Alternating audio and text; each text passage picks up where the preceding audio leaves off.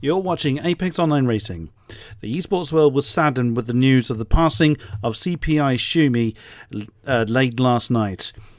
We would like to honour his memory, the founder of CPI Esports, of course, with a 1-minute silence before we continue with tonight's scheduled broadcast. Thank you.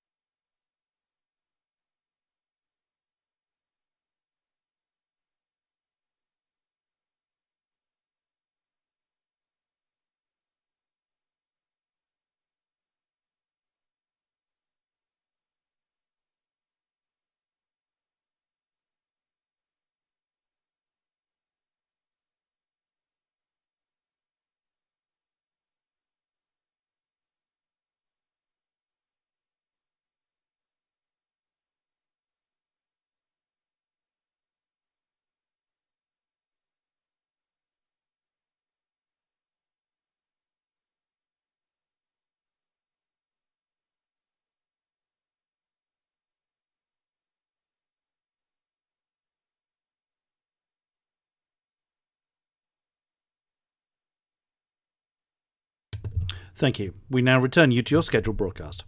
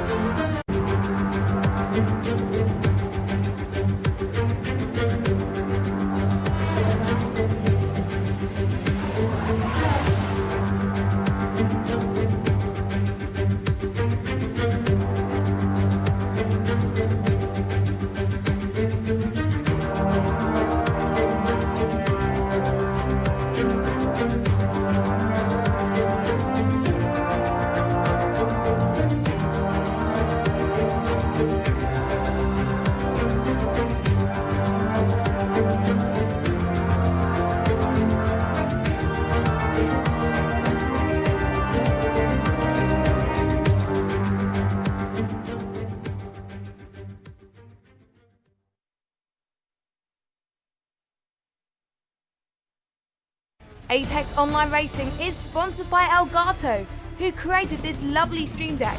For more information about the stream deck, the link is in the description below.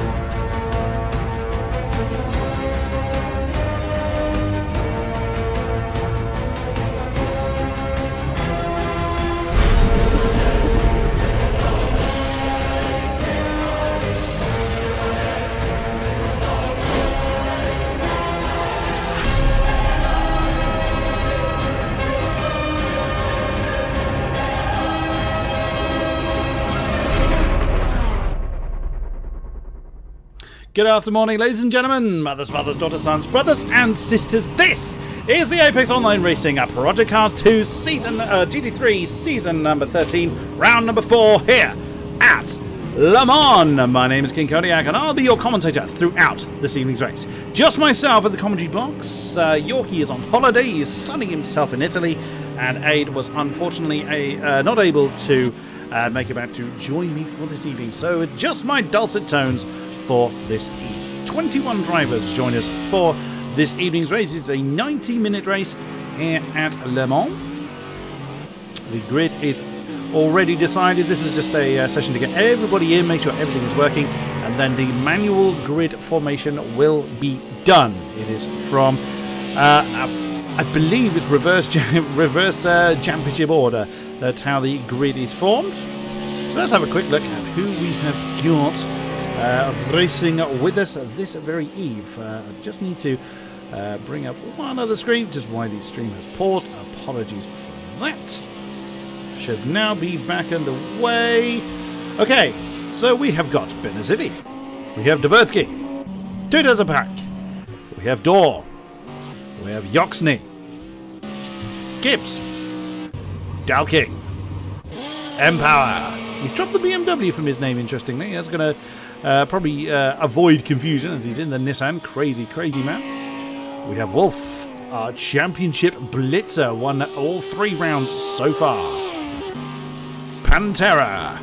We have Jadier. We have Colonel McCoy. We have Scott. We have... Now, this name kept tripping me up last week when I was filling in for Yorkie, and it will trip me up again. Some random tramp in the McLaren. Whoa, getting very, very quickly coming through the second chicane. We have Inky Chris. We have Dazuka. Dakuza. My goodness me, I'm swapping the Z and the K around, isn't I've commentated on Dakuza many times in the past, so my brain just going completely full backwards there. Pagan Min. Now, I kept wanting to say Pagani for this man. I'm sure he's been called worse. Pagan Min 92. We have Bo. We have Mr. Van Orman.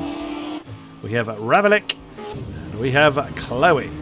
That is our 21 competitors for this evening. I welcome those that have joined us this evening for this race. Just going to double check everything is working on my side. Again, I know that the stream has paused. That is me doing something, and should now be back underway without further interruption. Should, operative word. Oops, Benazidi getting very, very squiggly into the Indianapolis. We thank you very much for those that were with us at the beginning of the stream that joined us for the minute silence to commemorate the very sad news of the passing of CPI Shumi. It's a bit of a surprise. Well, words really define me on that one. So we thank you for those that joined us on that particular score. So, as a reminder, this is not a qualifying session. This is just to get everybody into the session and make sure everything's working before we move on to... This is essentially a practice session, as the grid will be manually formed when we change session. Whoa, Benazidi. That is very squiggly for him in the lemon Mercedes. What we will do... Let's follow Benazidi through a lap of this legendary circuit, the full lap of Le Mans. Will take a while, of course. So, in the Mercedes, crosses over the line. You're asking what speed they're going to be soon. Now, this is miles an hour, because that's what we Brits work in. Flat out then, as he is heading up towards the Dunlop curve, throws it into the right-hander, heavy on the brakes. He comes into the Dunlop chicane. Gets the first apex nicely over the second one. Rumbles over the strip on the outside, through the S's, heading towards Tetra Rouge. Keeps it nice and steady. Always gone a little bit deep. That would compromise his exit on the second part of the chicane. And here is Tetra Rouge. Ooh, using every available inch of track available to him, and then it is lots of engine roaring as they head down the Hanadier. I know that Backstraight has several names. That is what I'm going to refer to it as we head towards the first chicane. doesn't really matter where in the road he goes, unless he's trying to defend from someone. If you're defending along here, you're in for a long, hard day, essentially. Heavy on the brakes, get the braking point right. Nicely done from Benazili. Again, that is every available inch of track to him. Nicely done. Keeps it nice and legal. Looks like everybody has left the pits, so this will just be a free practice session for our drivers. Everything is working for them as previously mentioned. I'm not expecting any more drivers to join.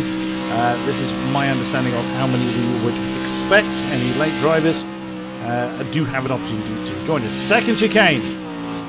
Oh, it was a little bit hot into that. Nope, he got away with that one. Very nicely done. Couldn't have gone too much hotter through that, particularly through that second apex, as he had very little runoff available to him on the exit of that second chicane. Streaming on down towards the end of the Mulsanne. So it's hard over the left-hand side. Well, you can see how loose this car is, particularly under braking, and no one's going to be running any mere shred of wings. They're going to be keeping their car as flat as they possibly can. Now down towards Indianapolis. Forget how bumpy this track is. It may seem fairly irrelevant because of how long the lap is, but these bumps can catch you out at the worst possible moment, especially if the car's already loose. That's something else to bear in mind. If they're fighting someone and there's every available... Oh, Benazili! That's exactly what I was talking about. The car's so loose that any minor bump will just throw you into a potential spin. Well caught for Benazili into Indianapolis and through on Naj. Caught a little bit too much apex there. Had to control the tail as it's trying to get away from him. Streaming now towards the Porsche curves. Oops, nearly running onto the grass. There is somebody up there. Can't quite see who. He's going to sweep into... Yep. Down again. No way you're going to take that flat out into the cars. The LMPs, Le Mans prototypes can do it flat. You'll be off into the dust and into the wall if you try it flat. But again, just look how Benazili is throwing the nose of the car into the corner and just controlling the slide through these Porsche and Corvette curves. Very nicely done. Gets up onto fourth gear on the exit of the Corvette curves. Now heading towards the Ford chicanes. Halfway over the pit entry line to open up the entrance into the Ford curves, into the Ford chicanes. Final apexes. Out of curiosity, what time to get? Oh, it's quickly on the exit. And it is a 3:56.8 that he gets onto the board. I assume that's M-Power that we can see further up ahead of us. Yep, in the Nissan. I still think you're a crazy, crazy man. I mean, the Nissan, in fairness, is a very quick car in a straight line, but wow, does it get lively in the corners. But then I am expecting everybody's car to be very lively. I also expect those bollards to be long since dead before the end of the race. Who has got a time on the board? Jardier has got a time on the board. He's got Mercedes this season. He's chasing one of the Lamborghinis. Some random tramp in the McLaren has got a 4-minute time on the board. Even Le Mans, a 5-second gap is a fairly significant one. But over a 3-minute lap, you can gain a few seconds with just tidying up a mistake. Wow, Wolf, I'm hoping that's either a bank lap or maybe a bit of an untidy one for him. A 3:57. Let me just double check the grid to see where... Well, we'll see. I'll switch to the grid when we get down to that session. 5.5 minutes remaining. We can't skip the session, unfortunately. Otherwise, we probably would do. Oh, nice slide. Big old four-wheel drift there for Wolf in the Lamborghini. So he's chasing one of the Mercs down the King-Kodiak. Unfortunately, I won't have this race feed box working for me in the race because it breaks when we change session with it. M-Power I'm used to seeing at the top of the GT3 timings. I'm used to seeing at the top of GTE. Oh, that's someone that's gone way off. Overshot the entrance to that first chicane by quite a significant margin. Was it Jardier that flew off the road? Oh, we've lost someone from this session, unfortunately, down to 20 cars already. Ravelate's got a time on the board, but a 4:03. And Dakuza also with a 4:01 time in the M6. Again, these times are purely for practice purposes. Now, something else I need to highlight. For this race, it is mixed conditions. We're going from dry to wet to dry in this 90-minute race. So that is definitely something our drivers are going to have to contend with. We don't know when the changes are going to happen. We get a rough idea. But yeah, we know that the race should be roughly broken up into 3 segments as far as the weather's concerned. But we don't know that that's going to be the case. It's not going to be 3 even divisions, I'd have thought. But we will see. We will see. And also, at what point do they swap over from the dries to the wets and then back to the dries again? So there's going to be a lot going on in this session, I dare say, in this race. 3.5 minutes remaining of this practice session.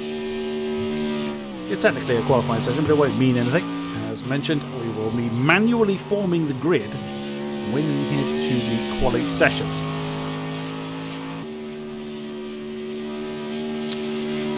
So, who is going to be strong here? Now, some thinking that the Mercedes may well have a bit of an edge. A fair assumption. I don't discount the Nissan either. There's 2 of them. Empower is one of them. And I think it's Scott that's the other one. Yes, it is. Now, forgive me for having to guess some of these car name allocations. I am a stand-in commentator for this league. Oh, nice throw that one in. Look at that lovely power slide from Scott on the halfway through the first chicane. Love it. Quite a distinctive roar on that Nissan as well. That Nissan can be pretty handy in a straight line, and there's a lot of straight lines here. So, we'll see. I'm not so sure the Lambo's going to be quite so hot, so Wolf's going to have a lot of work to do today, I am guessing. But we will see. We will. Oh, Wolf! That looked lively. Has he been improved in this time? 3:57.523. There was not an improvement. Either no improvement or invalid lap. It did look like he was cutting a little bit too much of the chicane off in the final part of the 4 chicanes, so could have been invalidated. And again, that's you crazy, crazy man. He's off to build sandcastles. Well, he's done that properly. Look at that. Nicely done, Wolf. The camera operator couldn't swing round to the right. Oh, Gibbs, Mercedes, 3:56.127. He's now having an argument with someone. He's going to pull over. He's had enough. Empire is still out there in the Nissan. Second chicane. He's taking that very, very gingerly. I'm not entirely surprised because, as mentioned, the Nissan gets very lively. So what he doesn't want to be doing is giving himself penalties, invalidating laps and what have you. Because if you get a slow down penalty here, especially when the pack is condensed, it will hurt. It sounds like a bit of an obvious statement. Of course, if the pack is condensed and you get a penalty, it will hurt. But it's a big old lap here. Oh, look again. As he's getting on the brakes, the tail just wants to misbehave. We saw that when we were riding on board with Benazzilli as well.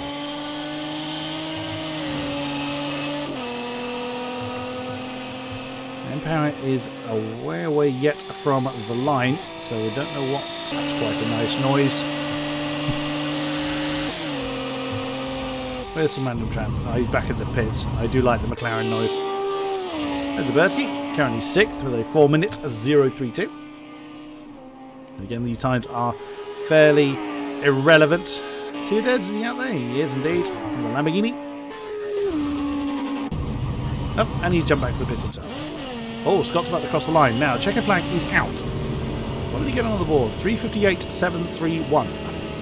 That puts him 2 seconds, almost on the nose, behind Benazzilli. So some time to find in the Nissan for him. Empower even kicking up a bit of dust there. Scott's having an argument with one of the Lamborghinis. Is that Wolf? It is indeed. And Wolf is pulling over. Nice drift there from the Nissan. What can Empower do? Heading towards Forge Games once again. This will be where the Nissan struggles the most. I'd have thought. It looked like he cut that penultimate chicane a little bit too much. Let's see.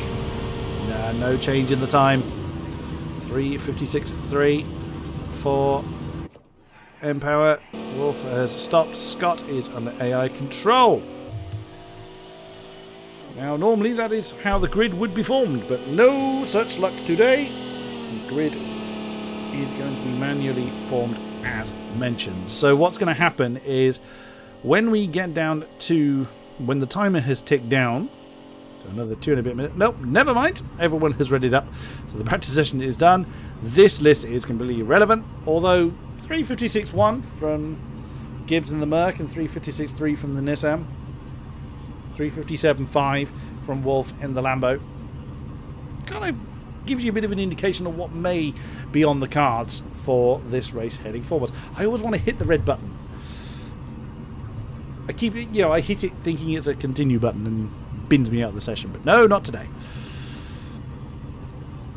Okay, let me bring up when the session ticks over. We're waiting for someone. Who are we waiting for? I do not know. Just waiting for the session to tick over into the race. I wonder if someone has had a connection problem. Hopefully we haven't lost anybody else. Also, quite a few... Well, Dalking, our current champion, didn't set a lap, so don't know where his pace is going to be. Oh, we've had a problem. I've just been asked if I'm happy to do a quick restart. Well, I can scarcely say no. Okay, what I'm going to do is just put the holding music on whilst the session is restarted. Apologies, ladies and gentlemen, the technical gremlins have decided to bite. So let's sort this out, and I will be back with you as soon as I can.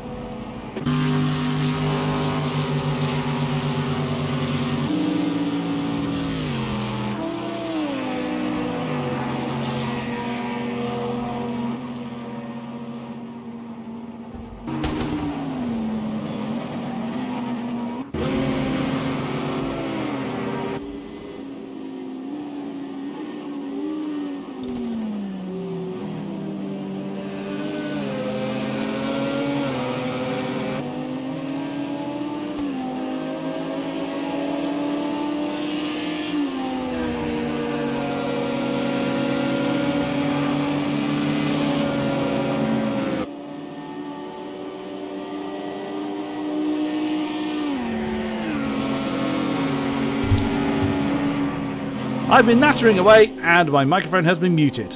Yes, even I make these mistakes. I've been nattering away basically to my own kitchen walls. Apologies, ladies and gentlemen. I've kind of gone through everybody's cars and telling you all about them, and no one has heard a thing. Yep, even I do these daft things. Well, I can assure you my description of everyone's car and positions was fairly descriptive.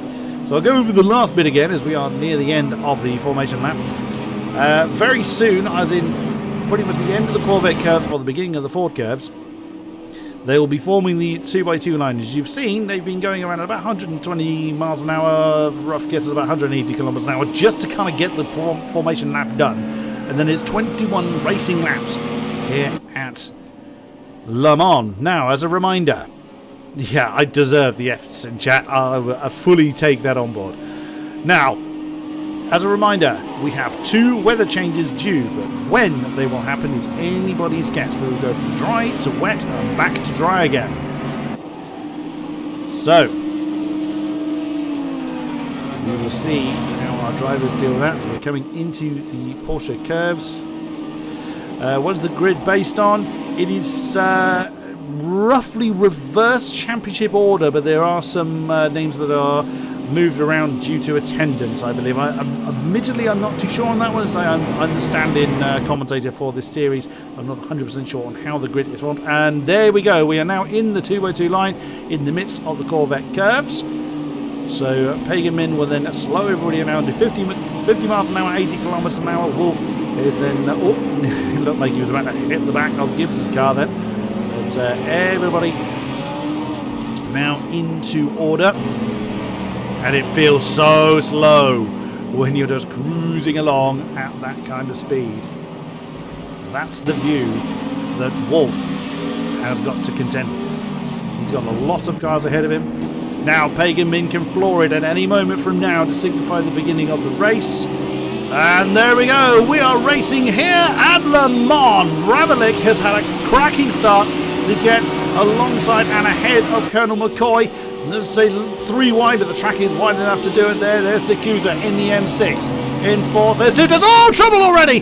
That is one of the Lamborghinis off this Inky Chris, I think. Oh, hit the brakes! No, it wasn't Inky Chris. He's the other one. He's the other... oh, it was Dor! It was Dor going backwards. Benazili was involved in that as well. So, big trouble for those two. They're back underway again. It didn't look like there was any impact. I think maybe kind of a panic move to avoid impact. Here comes the pack streaming through Tetra Rouge onto the Nardier straight for the first time in anger. Colonel McCoy has broken away from D'Couza a little bit, but D'Couza doesn't have anywhere near that kind of a luxury. Look at the pack streaming off after him. Now, of course, you've got people that are passing potentially slower cars. There's Scott and the Nissan trying to make a move on Yoxney. They're side by side almost. Half a car, quarter of a car. Now the Nissan comes into its stride. You look at the extra pace he gained down that straight, and that's the view from the Nissan. Gaining, and already we're seeing track limits. We're seeing Tudors, D'Couza and Yoxney all getting track limit penalties. They probably didn't, slower for them to concede the time back again. And look at Scott! He's going for the move already. We got on the chase cam. Unfortunately, I can't look backwards. He's already up to 4th, and he's nailed the BMW and the Mercedes, the Lamborghini rather, of Tudors and D'Couza. But can he hold it? Look at the 3 wide going on behind them. Lots of jostling going into that second chicane. Colonel McCoy's in there, and Scott had to go sideways to get past the Porsche getting into that chicane. Scott is not losing any ground at all. He is getting on with it and getting on with it immediately. Very, very nicely done. As he is now up into 3rd. Where's his teammate? No, that's not Wolf. It is Empower. Where are you? You're in 8th position. And right ahead of them. That was, well, at the bottom of the shot, I should say. Oh, that's a lead change. That's Pagan Min that's losing the lead to Ravalik. The white Mercedes on the outside of the Lamborghini coming into the Mazda turn and manages to get the move done. Ravalik takes the lead. Nice move, but look at the stream of cars behind them. The only one that is, Dor is not actually too far off the back of the field. There he is after his spin. And there you've just seen Benazili just go out of the shot. As is always the way at this stage, it's impossible to know where to look. Colonel McCoy staying in the slipstream of the Nissan. He's now jumped out from the slipstream. Going to do anything about it. Oh, but that's put him onto the grass. Skims the wall. That could give him a little bit of time. Oh, no, huge problem at the back. That's Benazili that is coming to grief. Dor is in there. Oh, my goodness. Pantera has had a huge incident. Oh, my goodness. That's Chloe. Oh, loss of rear wing. Pantera's car is in all sorts of trouble. Dor managed to make it through, but Benazili again involved in an incident, and that is going to cause havoc with his race. Jumping back up to the front, looks like Pagan Min wants to challenge back for the lead again as they head towards the Porsche cars for the first time in anger. And again, side by side going on behind them. Oh, Pagan Min I wondered if he got a little bit deep then into the beginning part of the Porsche curves, but no, manages to hang on to that one. Colonel McCoy still in the slipstream of the Nissan of Scott, already behind. There they are, just saw them in the shot. And then right behind them, D'Couza is keeping that 3 wide. Oh my goodness me, keeping that 3 way rather, keeping that one going. I have so many words I'm trying to say at the same time. Pegerman is keeping the pressure on Ravalik for the lead, sweeping through the Corvette curve, now heading towards the 4 chicanes for the first time. And I wondered if he was going to go for it, but no. The Nissan has broken free of the Porsche, so Scott now looking to chase after the lead duo. As Colonel McCoy now has got to keep D'Couza behind him. Big tank slapper there for Pegerman. And now gets back into his system. There's Wolf, our championship leader. He's pretty much overtaken those I've had. Oh, Mr. Van Ormon's had trouble as well at some stage. Where is he? He's coming into the pits, so trouble then for the black Lamborghini as well. Tabertsky is missing his rear wing. Benazili's come in along with Pantera and Chloe with the remains of their cars. Scott is right there now with Pegerman. He's challenging the top 2 for the lead. Big stream of cars behind Colonel McCoy. There's the Porsche. Oh, and whoa, who was that was getting out of sync? That was 2 Desert Pack of the black Lambo that was getting very, very squiggly. He's got D'Couza, Empower, Yoxney, Dowking, Jardier, some random tramp, Gibbs, Inky Chris, and Wolf all in that back. Look at the Nissan go! That's Empower. As he's had a great drive. There is Yoxney trying to do something about it. The BMW is falling through the field. 3 wide, then right ahead of them. Oh, Lambo versus Merc versus Nissan. Who's going to come out on top of this one? Who's going to be bravest on the brakes? Pegerman's going to suffer a penalty. Oh, goodness me. That's a lot of jostling going on. And whilst all that's gone on, Scott's got the lead. I wondered if that was... I'm not sure if that was flashing of lights there from Ravalik. There may have been an incident that he wasn't best pleased with. But the Lamborghini of Pegerman's taking the lead from the Nissan. The Nissan, though, hanging on to the inside line coming into the second chicane. What can Scott do? Here comes Ravalik getting into the slipstream in the mighty Merc. Early light, Scotsland starting to get into his rhythm away from the warring duo. There's 2 Des ahead of Empower, ahead of Dow King and Charlier and Colonel McCoy side by side. The Porsche falling through the field. As is unfortunately expected with these reverse grid races, the higher you start, the further you're likely to fall. Again, I mean no disrespect in that. That's just a fact of reverse grid racing. That's the view from some random tramp who's just lost a position to championship leader Wolf. He's now up to 13, but look how close this pack still is. We've got a lot of racing still to do, of course. Let's jump back up to our lead battle. Scott has got Pegerman for company. 2 Des is where? Hold on a minute. Where has? Hold on. Where's Ravalik gone? Ravalik is down in 8th now. Look! Oh my goodness me! That's Empower on the grass, trying to get past Empower and 2 Des. Dowking's in there as well. Oh, this could get very ugly coming into Indianapolis. They've got to sort themselves out, otherwise it's going to be absolute carnage into Indianapolis. Nicely done for Empower. And looks like no one flew off into the grass. And there's Dowking. Have a look on the inside of the Nissan. Can't get it done into Arnage. So Ravalik had a problem at some point. He's now up to 7th. He's right in that big pack of cars. Wolf essentially can just sit there and mind his own business until everybody else falls off the road. But he's already 7 seconds behind leader Scott. We know how quick he is. And he's broken free of Pegerman. Pagan's got, what's he got? About 2 seconds between himself and the next Nissan of Empower. Oh, and Pegerman getting very, very quickly coming into the Porsche curves. There's the cue that Empower's got with him of immediately Dowking and Jardier. Then you've got that the 2 Des, Ravalik and Yoxney. Tiny bit of breathing space between himself and Gibbs, D'Couza, Colonel McCoy, Inky Chris, Wolf and some random tramp. So much going on, absolutely amazing stuff. Oh wow, and that's Yoxney trying to get side by side with Ravalik into the 4 chicanes. There's not enough room to do that. All it's done is it's cost him momentum, but oh, Ravalik, terrible exit from the, essentially beached it. It's gone onto the dust and had no traction. That's cost him all that momentum. Here comes Gibbs as well. Now this lot beginning to spread apart a little bit. Colonel McCoy's got company from Inky, Chris, Wolf, and some random tram, and Dakusa as well. Oh, look at that side by side. That is Ravalik fending off Gibbs for 7th position. Oh, well, okay, he's throwing the nose of the car into the corner. I thought he was having a bit of a problem there. Oh, what that is, someone having a problem. There's Yoxley all over the place. He's, if he keeps it, wow, that's a save and a half. That save lasted for about 3 turns. He's, well, that would have woken him up a little bit. Nope, not what I was aiming for.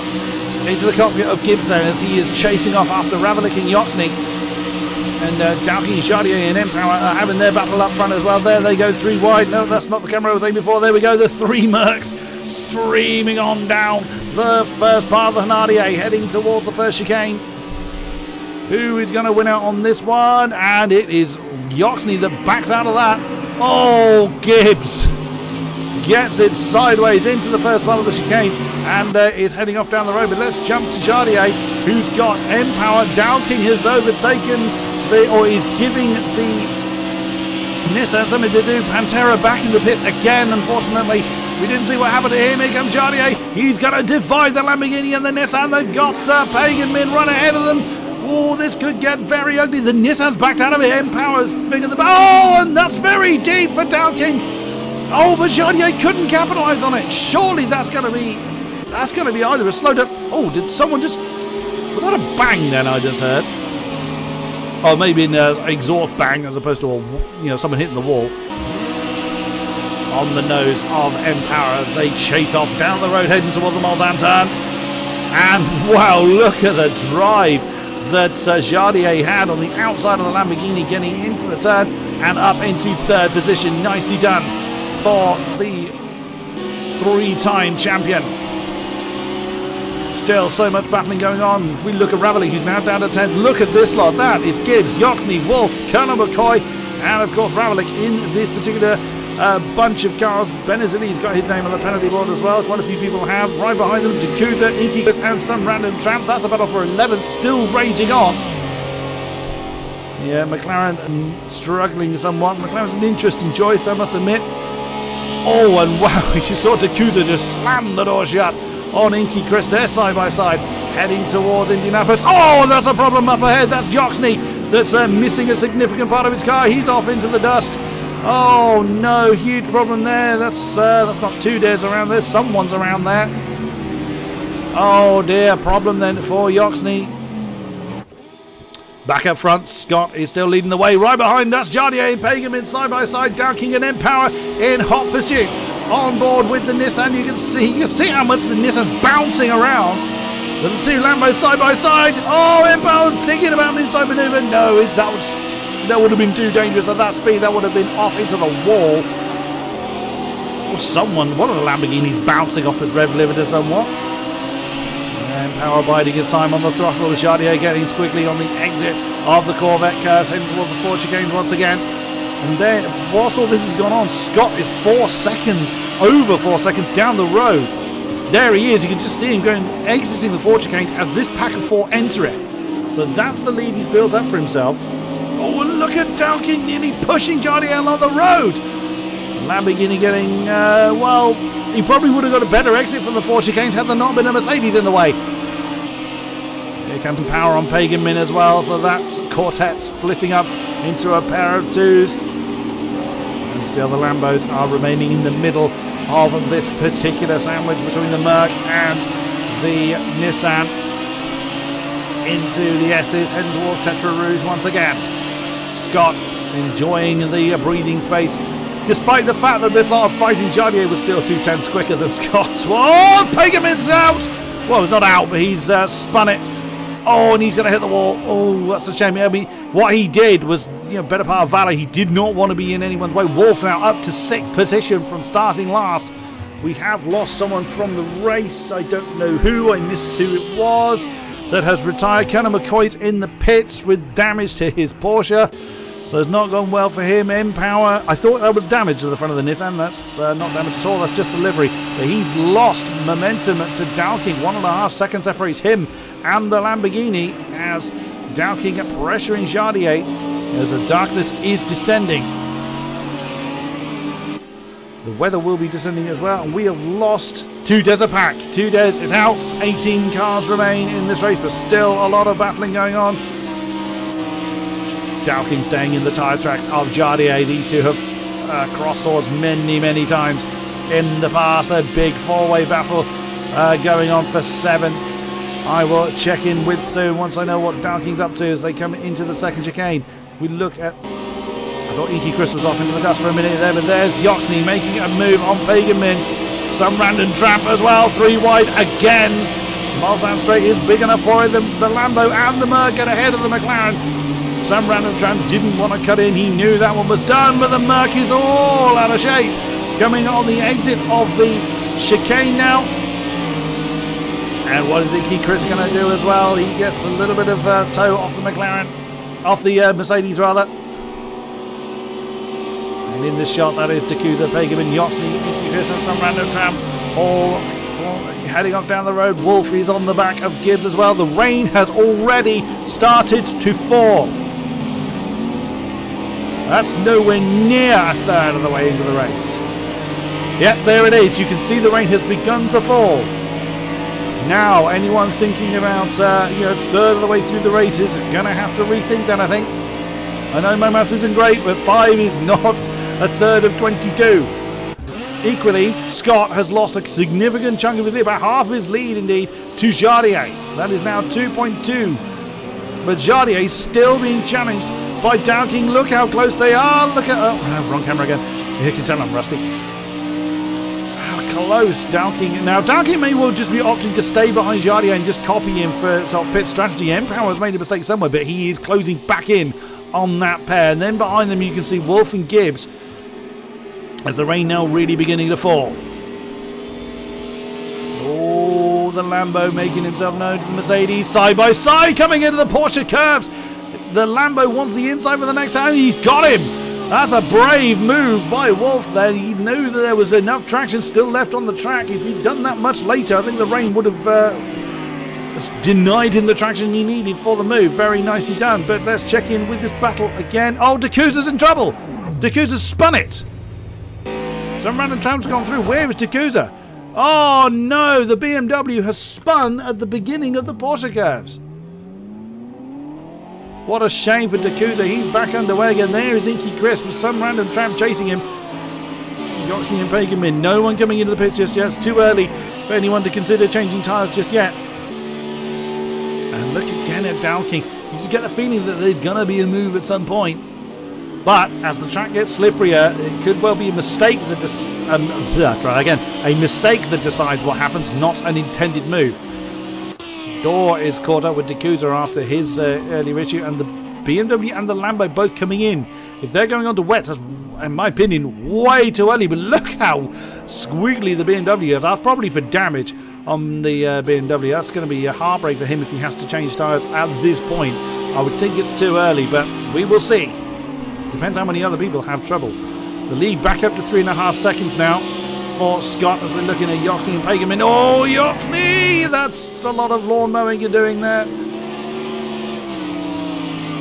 It's quite a... that's the thing, though. I mean, the rain is going to fall. It's a long lap, so by the time they get back down to the pits, a lot of rain could have potentially fallen. Here comes Yoxney in the slipstream of the Lambo. Jumps out from behind the lemon Lamborghini. Our pole sitter Pagerman falls into the position, and Yoxney up to 7th. That's going to be long since done before they get to the next chicane. Look at that lot. That's Empower, Jardier and Dowking all fighting for second.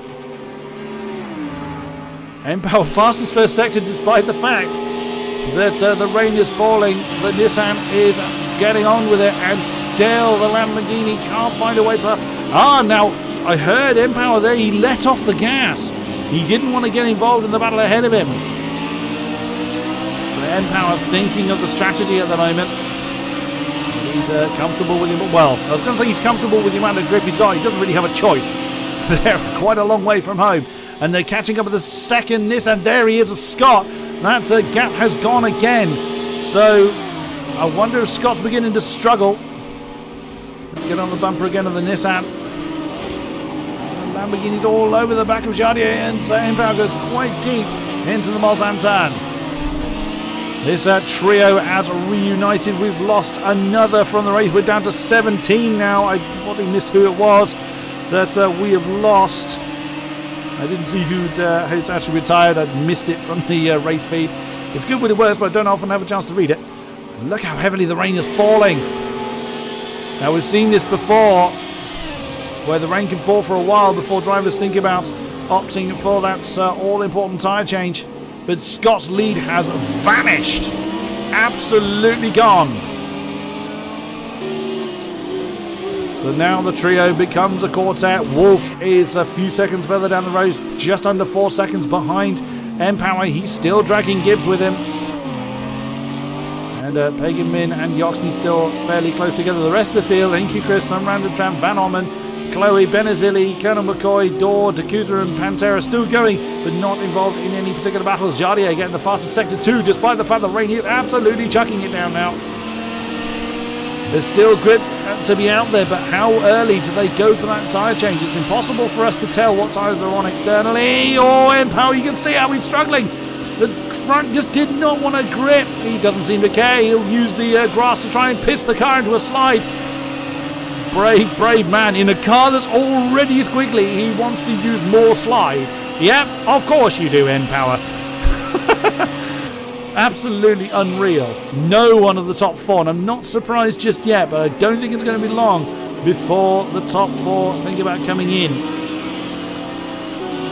Oh, and again Empower almost wandering too wide. Also bearing in mind that it can be raining in one part of the section and dry in the next. That's another thing our drivers have to deal with. Fastest lap goes to Jardier. About 3:57.0 at the moment. The top 4 only less than 1.5 seconds apart. Wolf is 3 seconds down the road, so there he is. And Yoxney and Pagamin both in. Now, they weren't damaged, so they could well be opting for the wet tyres now. We'll see how that pays off for them. Gibbs is still hanging on to the back of Wolf. I'm just amazed at how sideways Empower gets in that. I shouldn't be amazed, because that car is always sideways. And still, Daryl King challenging the back of the Mercedes of Jardier. But you can see by the lap times that Scott lost 3 seconds nearest damn it in that lap to the charging Jardier. And Jardier has been fending off Dowking all race long. Here comes the Merc in the slipstream of the Nissan. Oh, the Lamborghini's bouncing off the rev limiter, it sounded like.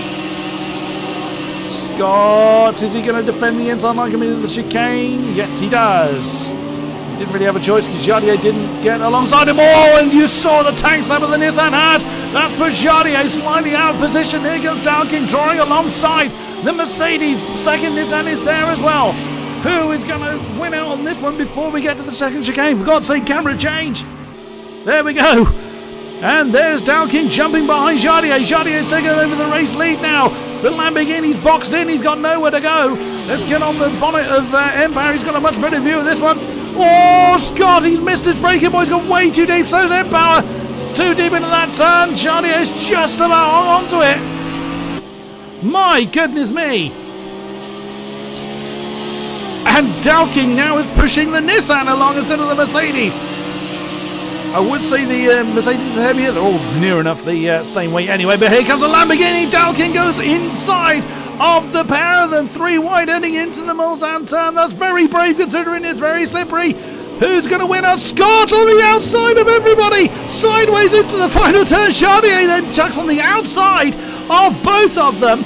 What a great move by all of them. No one off into the dust. The Mercedes managing to get the traction at the crucial time. Empower is enjoying the view. And look at the rain at this point in the circuit. It is getting very, very wet out there, but none of them give a damn about it as they continue to press on behind. Wolf and Gibbs are closing in on them. And what a great race. Scott back up into the lead. Can he slow it down before he gets to Indianapolis? Really sideways. He does indeed. Nissan back into the lead. Let's get on the bonnet of Empire again. He's acting as a great camera car. Jardier on the outside of Arnage once again. Can he get the move done? The Lamborghini gets a big tank slapper. Dowking manages to control that one. Jardier back up into the lead once again. If they're not enjoying this race, I certainly am screaming about it. Absolutely fantastic start, the 4 of them. Then now line astern screaming towards the Porsche curves. I don't know that anyone's going to be brave enough to try and move on a slippery track. Oh, I wondered if Jardier had left the door open there. Look how sideways Scott is! I know there's drift versions of the Nissan, but that isn't one of them. He doesn't care. He's having a good old time. Look at the gap that's given Jardier. That's nearly a full second already. Surely now they've got to be thinking about getting rid of those dry tyres. The Lamborghini's struggling to hold it. The second Nissan of Empower, we're on board with the struggling to hold it. Jardier somehow is keeping the grip where he needs it. And there's Wolf that's joined the party as well. So 2 Lambos and 2 Nissans in this battle. In come 2 of them, but not the other 2. Scott and Dalkin come in. And that was Gibbs as well coming in, I think. You can see the spray starting to be kicked up. Look how sideways Gibbs was coming into the pit lane. Spray is definitely being kicked up. You can see it underneath Jardier's car. So now is going to be the time. But is Jardier going to lose a lot of time coming around the lap again? That is going to be the big question. Even he's going to be struggling. Look at the spray now. That is incredible amount of water that's fallen in a comparatively short period of time. Empower slides his way through the Dunlop chicane. Wolf is following suit. Scott, Gibbs and Dalking all in as previously mentioned. Now Inky Chris is through. Now I'm pretty sure Inky Chris has been through the pits already. So it could be what those that had been through the pits already have called it right. We will see. Oh, some random tramp is into the McLaren as well. Oh, look how sideways Wolf was. It's not quick, but it's damn well fun. Please keep your voice healthy. I can't help it when there's this much going on. Jardier now 2.6 seconds in the lead. How is he doing it? I swear he was a duck in a previous life. He's taken to the water so well. Empower 2, Wolf 3. Inky Chris is 20 seconds down the road. Scott and Dalking have come out. Dalking jumped the Nissan in the pit stops. Gibbs has joined them as well. Now it's going to be a real test of how much time they gain or lose compared to the strategies. Keep an eye on where they all are. Whew. And breathe. Van Orman's in. That's a very cracked wind. Oh dear. We knew that Van Orman was struggling and he has hit something pretty hard at some point. Scott is trying to keep up with Dalking at the moment. Also bearing in mind that this rain will not go to the end of the race. Well, it's not due to. Woohoo, Wolf! That was determined. As very committed coming into the second chicane, but they've got no choice. They've committed to it now. They didn't have to. They don't share pit boxes in this game. It's not like F1 or similar where, you know, one team, one pit box. No such luck. Everybody has their own pit box. Oh. Forgive me for having to take a drink. In case you haven't guessed, I am on my own. There's a lot of screaming going on. Right, now we can calm it down a little bit. So, Wolf is keeping Empire. See, look, there's no rain or very little rain out here. Again, you can look under the car. There's not really any spray. The rain is now beginning to fall at this point. Some random tramp pagan men are having a battle. That is for 8th position. Let's have a quick look at the penalties. 4 for Wolf, 1 for Dalking, 1 for Pagan Min, 1 for Yoxney, 2 for Benazzetti, 1 for Dacusa, and 7 for Pantera. Well, all credit to Pantera, he's still going. He is 19 seconds down the road from Dalking and hasn't given up. I'll give you a due for that. Pretty much spray coming off the cars everywhere now. So it's going to be very, very telling whether Jardier's left it too long, but he does seem to be holding on. He's not going ridiculously out. He's not spinning every single corner. I bet he's having to be very, very careful with the car. Look, the spray is colossal now, and I bet you he is ever so... Oh, and commentator curse. Off he went and into the wall. Jardier's hit the wall. There was more water than he was anticipating there. Through into the lead is Empower, followed by Wolf. Surely they're both going to come in, having seen Jardier go off into the dust and into the wall. Oh, that is so close. So wriggly. And look how gentle he's having to be. He's really struggling to keep that one straight. Wow, we just come back to Empower as he was quite sideways. He was very late coming up into 5th as well. Yep, unsurprisingly, there go the last 2. Oh, the lead 2, beg your pardon. Here comes Jardier. probably going to regret not coming in a lap earlier, because he's lost himself good 5.5 seconds doing that. So that's going to hand the lead potentially over to Inky Chris. And in fairness, his last lap was a 4:04. Well, Jardier last lap was a 4:02. So could well be that the Lambo has timed it right. No, he's coming in. So that's why his lap time was out of it. So is this going to hand the lead over to Dalking? Let's see. There is Scott chasing the champion, the top 4 in the pits. Wolf at the moment in the lead, only because he is the lead car in the pit boxes. Where are they going to re-emerge? Dalking coming into the Ford chicanes now. Wolf hasn't moved. Someone is. That's Empower that's on the move. There's Dalking. Crossing the line. Oh, that's the Merc. That's Jardier getting underway. And Dalking takes the lead. Scott has gotten there back ahead of his teammate, but Empower has kept it, and Gibbs has overtaken Wolf. Jardier, with that one error going out a little bit too long, as Gibbs is giving himself a penalty, has come out in 6th position. He's not that far off the back of the lead. It's only about 11.5 seconds, which at Le Mans is not really that much. Now is going to be a case of who set up for the wet. That's going to be the biggest thing. Wolf is keeping up with Gibbs. Dorr and Chloe are close together as well in 13th position, so there is a battle further down the field. But it's now going to be a case of who's practiced the wet conditions. Now, this isn't a random event, unlike the Formula 1 races. That is, that's random weather. This was publicised as wet to dry, dry to wet to dry. So the drivers knew exactly what they were letting themselves in for. Who has practiced the wet conditions? That's going to be the biggest question now. Colonel McCoy's in from 12th position in the Porsche.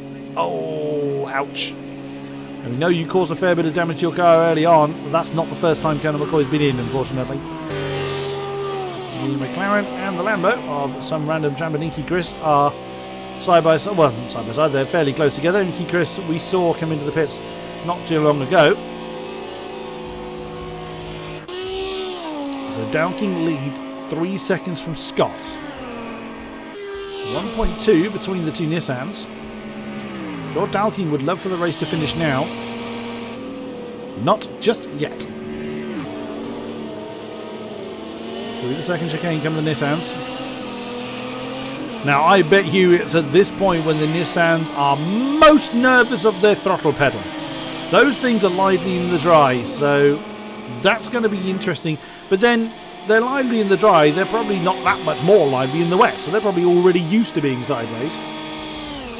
Also, we saw Jardier go off into the wall, so it's going to be a question how much damage did he cause to his car. He didn't hit the wall particularly hard, but it would have been hard enough. Wolf is getting close to Gibbs again. Also going to be a case of, is Gibbs going to fight to keep Wolf behind him? Still a long way to go, nowhere near halfway in the race yet. Lap 9 of 22, which you can see at the top. One of those laps was the formation map. So plenty of time still to go. The Nissans are getting close. You can see with the exclamation mark on the timing screen who is getting close to who. Ooh, keep it on the straight and narrow. I wonder, I can't imagine Scott is going to hold up Empower if Empower proves to be quicker. Wolf is really getting close to Gibbs as well. On the exit Varnage, Lamborghini very much has the Mercedes back in his sights again. 6/10 separates those two. Well, the McLaren and the Lambo have swapped round.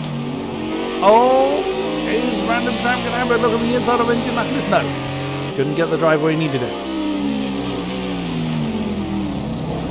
Close. The scream of the Lambo against the roar of the McLaren. And the Nissan still pretty close together. Half a second separates those two. But if they start fighting, that's going to let Dalking run off. 3.5 seconds is Dalking's lead now. And right behind Wolf and Gibbs, 0.3 of a second apart. Gibbs isn't obliged to let Wolf go, but you realistically know who you're in a fight with. But wet conditions doesn't suit everybody. It looks like Wolf is flashing his lights. I'm not actually convinced it is. I think that's a graphic glitch on my side. I don't think he's actually flashing his lights. If it is, that's incorrect use of his lights. He's not lapping him. But we will see. Lap 10 then. As Wolf closes back in on Gibbs. There's the two Nissans. They're kind of maintaining their gap. Starting to see the first laps come in. Empower with a 5 minute, of course, that's his out lap from pit stop. 4:09 for Dalkey, 4:12 for Scott. Wow, the difference there is incredible. 4:13 for Gibbs. You certainly get the feeling that Wolf has got the pace on the Mercedes at the moment. Will Wolf make this 4 in a row? He's got a lot of fighting to do, and we've seen how easy it is for someone to go off into the wall, as Jardier rather well demonstrated for us. He's 4.5 behind Wolf now. So he may well have caused himself significant enough damage to make it more difficult to chase off after people. The Nissan's now 4.5 seconds or so behind Dalking. Of course, that changes in the braking zone, but Dalking really getting into his stride in the wet weather conditions. Now he's going to, if he's set up for the wet, or that's what he's more practiced with, he's going to want this rain to last for a considerable period of time. Now it should last 5 laps at least, I'd have thought, but it may not end. Well, it's going to end before the race, but it's how much before the end of the race that it ends. We've seen, wet to dry conditions, people chancing slicks on a wet track. We're probably going to see the other way around. But it may end in the next 2 laps, and we might have a really long dry stint. We just genuinely do not know at this stage.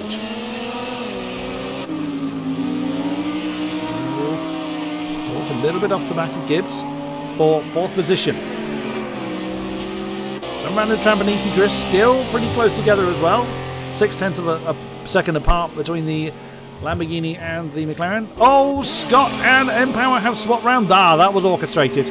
You saw Scott returning to the slipstream behind Empower. Oh, well, it was either orchestrated or he's made a mistake somewhere. I suspect that Scott let Empower go.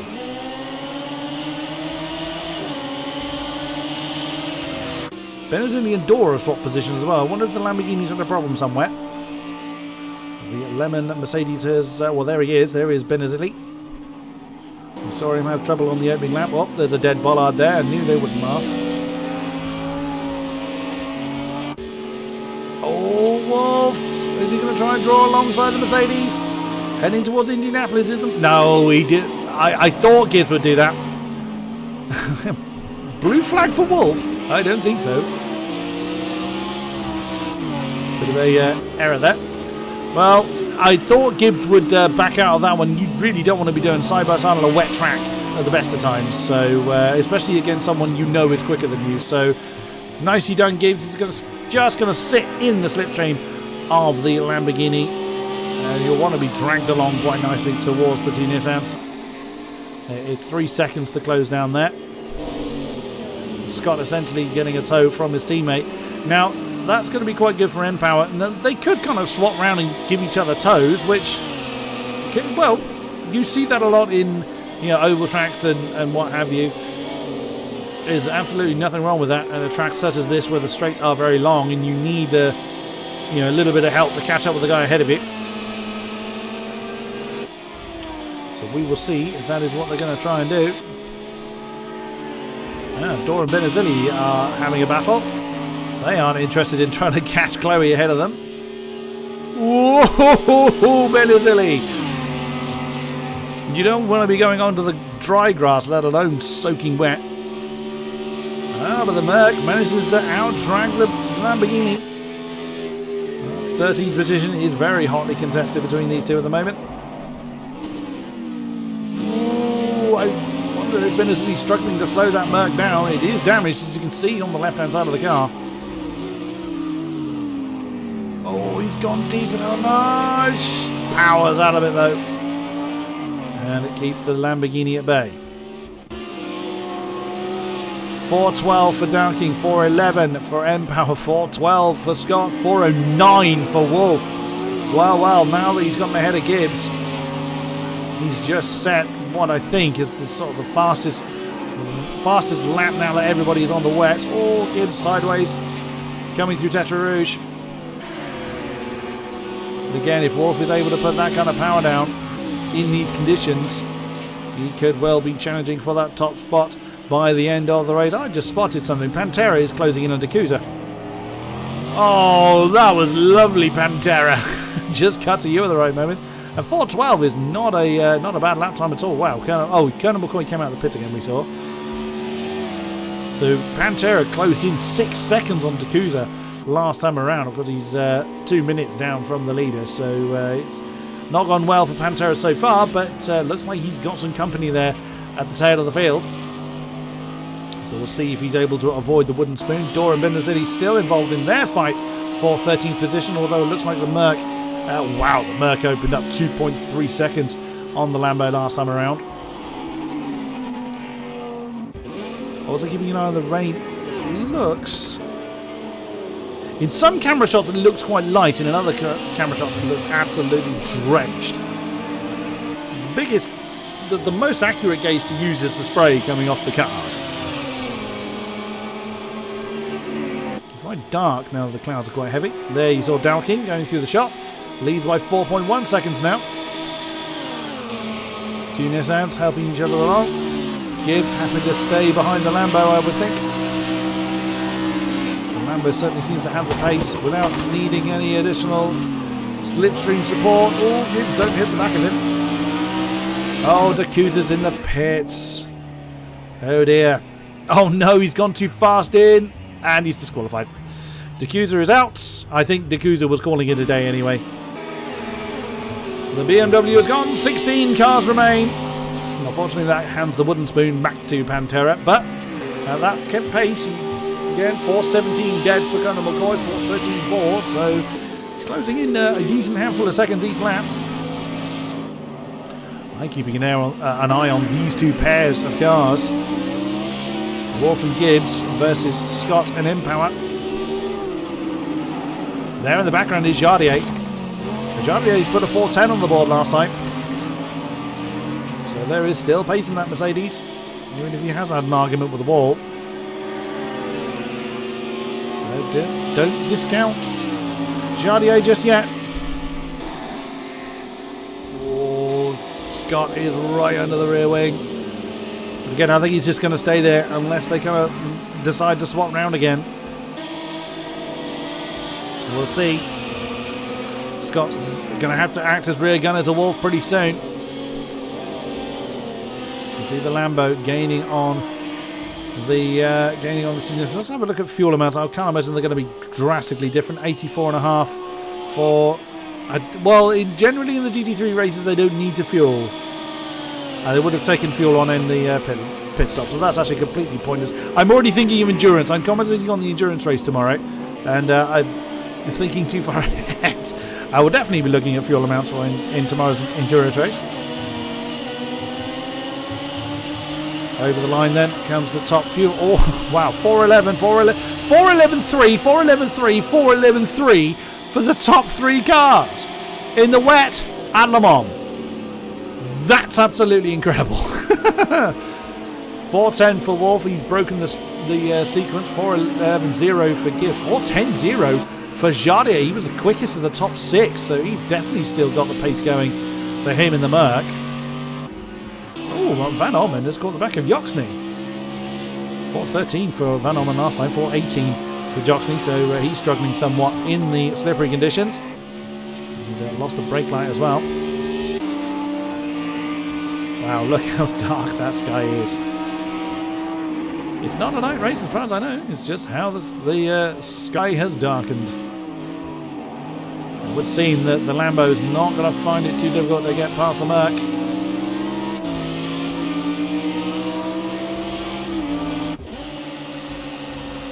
Jumping back up to this battle overall for second. Here comes Gibbs in the slipstream. Is he going to back out of it?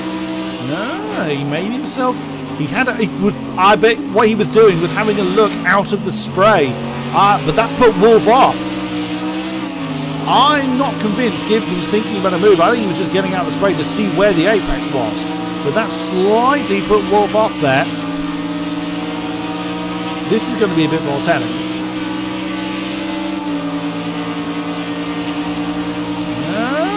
He's going to make the move into the second chicane. Well. Like I say, perfectly entitled to. And doesn't commit to it.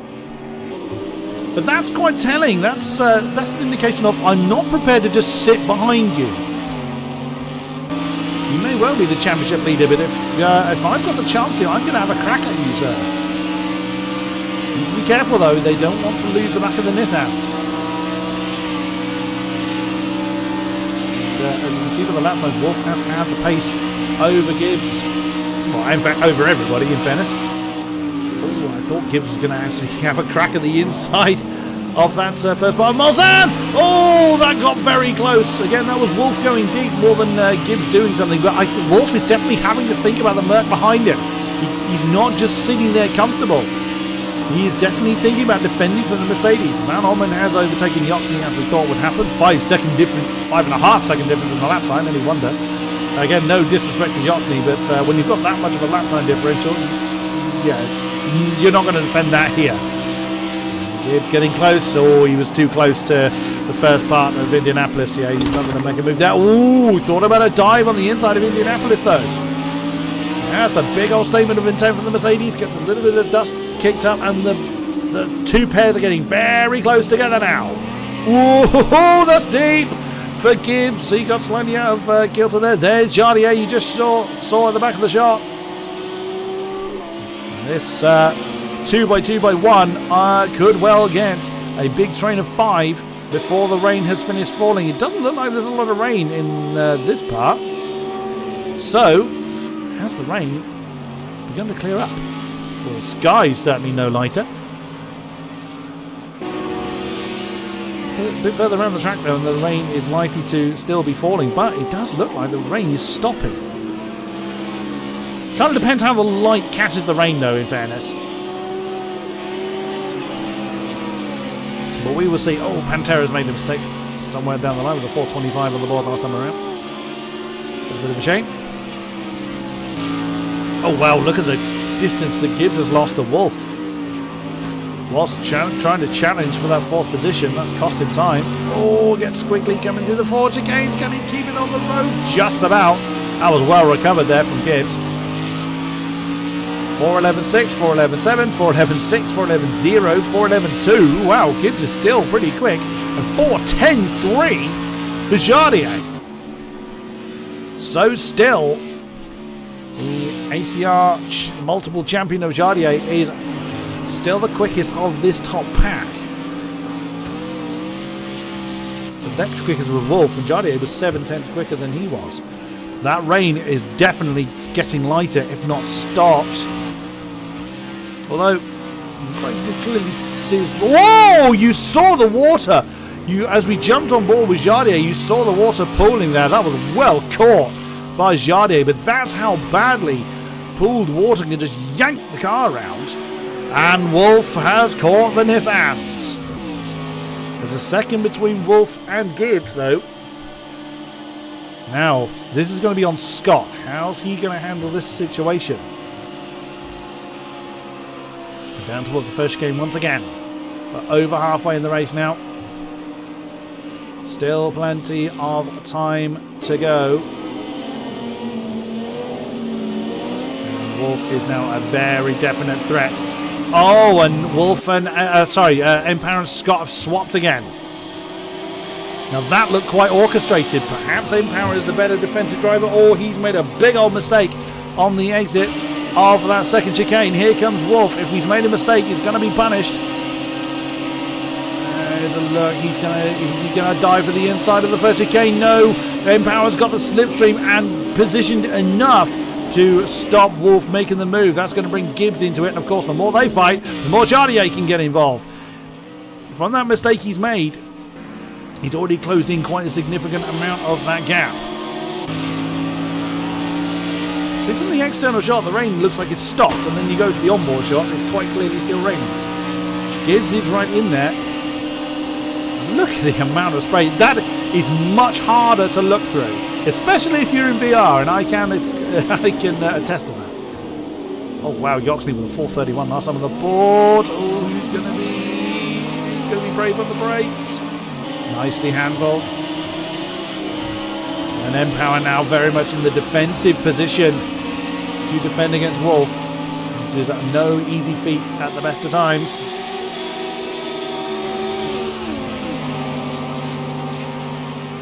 Heading towards Indianapolis Nanas once again. Oh, the Lambo making a statement of intent there. That wasn't. Oh, Gibbs getting it very, very sideways. Oh, now this battle's getting very lively. And look how defensive Empower had to go. He committed that defensive line so early. Oh, he's gotten a lot of tail wagging going on the exit of Arnage. That could give Wolf a bit of a run at him before they get to the Porsche guards. On board with Gibbs then. Gibbs acting as a great camera car. The Lamborghini jumps after the slipstream. No, he's probably doing that to see. Empower defending exactly where he needs to. Keeps the inside line. The Lambo's going the long way round. That's so brave in these conditions. He's got him though. The Lamborghini of Wolf has managed to jump the Nissan of Empower. What a move. Empower defending the inside line. And Wolf just drove right around him. Absolutely brilliant move from the championship leader. So Scott's lost his rear gunner, but, well, I say that, not necessarily. If Empower gets a decent run on the exit of Tetra Rouge and has a crack back at the Lamborghini, then that could well change. However, do get the feeling that perhaps the Nissans are more set for the dry conditions. Whoa, Wolf is pressing on with everything he's got. The spray is still very clear and obvious from the back. It'll take a while, even when it does stop raining, it'll take a while to clear the water. Very tentative on the brakes as they come into the Dunlop chicane once again. Oh, bit of a wriggling going on. And none of these guys use traction control in these conditions. Absolutely incredible. Nissan leads Lamborghini, leads Nissan, leads Mercedes is getting very quickly as well. Gibbs getting a big old tank slapper there. But here comes Wolf, keeping the pressure on Scott through Tetra Rouge. And there's a second almost between Wolf and Empower. So it looks like the second Nissan's not going to be able to play a part just yet in trying to defend Scott from Wolf. We say that though. Gibbs isn't close enough to Empower to make a move. There's half a second between those two. Empower. Oh, look at the Lamborghini. Have a look at Scott. He's one side, he's the other side. He's now going to go for the outside for the first part of the first chicane. He wanted the inside part for the middle part and couldn't get it done. Again, a tank slapper there for the Nissan. Can't get the power down when he needs it. And that's going to let the Lambo, well, potentially let the Lambo get side by side into the slipstream. Once again, Wolf on Scott. Scott staying very much to the left-hand side. He wants the inside for the first part of the chicane. Here comes Wolf. Can he get past the Nissan before the braking zone of the chicane? Now the Nissan's going to come good because there's power yet to be deployed. The Lamborghini's ahead, and no, Scott can't hold him. Wolf has managed to power his way past up into second position. Brilliantly driven from Wolf. Have the Nissans got anything left to attack before the weather changes? As the rain continues to fall. There is Chardier. 4.3 seconds behind Gibbs now. And with that mistake, he lost quite a significant chunk of time on the pack ahead of him. There's Dalking, just to remind you who your leader actually is.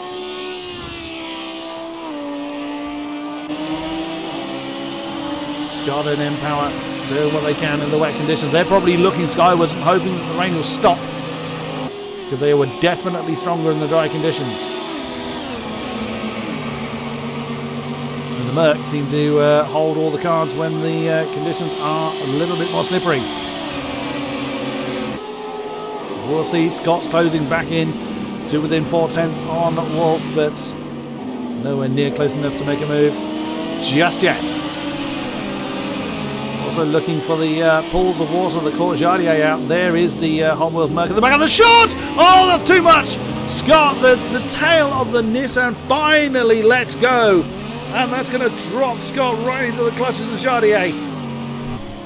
And also Gibbs is now thinking about a move on Empower for third. That's released Wolf to chase off after Dalking. And there goes the Merc. He's thinking about an inside manoeuvre coming into the Porter curves. Doesn't commit to it. But now Jardier has got company in the form of Scott. What can the Hot Wheels Merc do? As Benazili and Yoxney have swapped round. That's for 12th. The Lemon Merc. Well, pretty much everybody from 6th downwards has been minding their own business for quite a while now. Again, no disrespect meant. I certainly couldn't do what these guys do. That's why I go for the commentary box. Anyone that's seen any of my videos will know full well I can't do what they do. As they press on, Gibbs still right with Empower as they come out of the 4 chicanes. The battle for third rages on. 3 seconds separates Gibbs from Scott behind. Is there going to be a move from Gibbs on the Nissan? Still a little bit too slippery though. I reckon it's stopped raining. Difficult to tell when he's got a face full of spray. I think the rain stopped. I keep saying that and then the next shot shows the rain falling again, but I reckon it stopped raining around this bit. Oh, Gibbs! Good catch, sir. If we get on board with... It's almost stopped. Right. So it has ended up being kind of a equal three-way split, dry to wet to dry, as Gibbs has powered past the Nissan into third position now. However, if that track dries up at any real pace, we could see the Nissans come strong once again. It is not all done and dusted.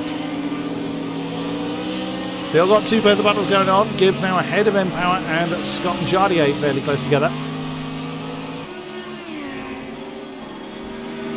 One Merc fends off a Nissan, one Merc attacks a Nissan. Jardier with a 4:10.6. Second quickest of the top 6. The only one quicker is, unsurprisingly, Wolf. Oh, is Empower going to have a look on the inside of the Mercedes coming up to the second chicane? He had a look. Was too far back to commit to it.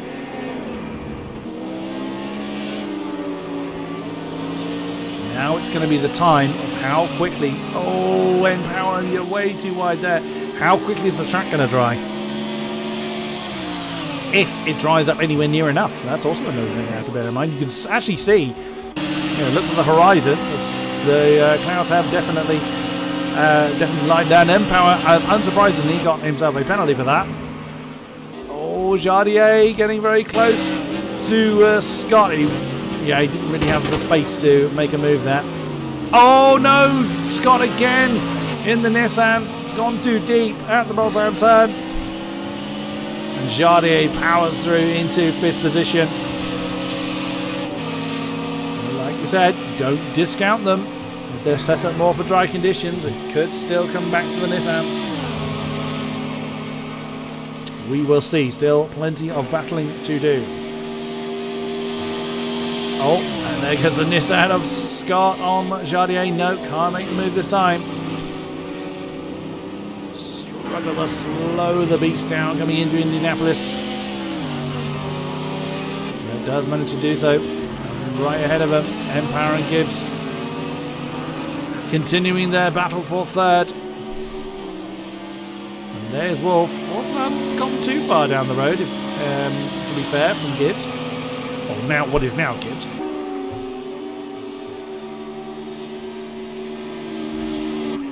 There's Dalking. Still way too early to be considering a tyre swap, but I reckon about 2 laps time, people are going to start thinking about it.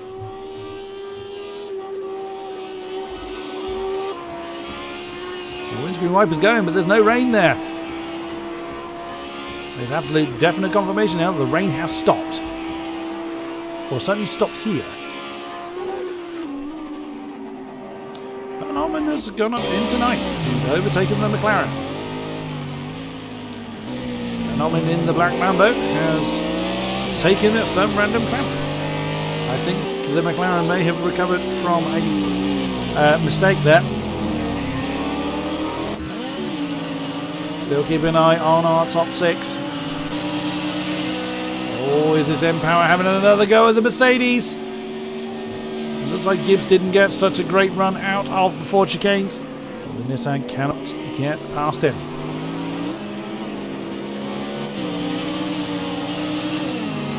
Into the Dunlop chicanes once again.